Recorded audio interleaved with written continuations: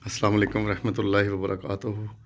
सामईन व नाज़रीन मोहतरम, ये आपने कैट्स तो बहुत ज़्यादा देखी होंगी, लेकिन ये जो हमारे पास कैट है ये अजीब व गरीब किस्म की हरकतें करती है।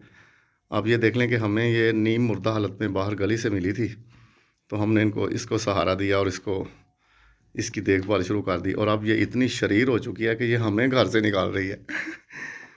इतना फिर तंग करती है, हम इसको फिर ना उधर हेलमेट के नीचे इसको दे देते हैं ना, जब तंग ज़्यादा करती है तो फिर वो भी एक चंद सेकंड में उससे बाहर निकल के आ जाती है।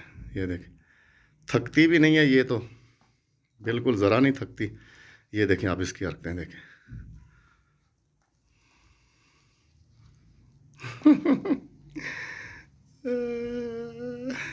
ये देखें।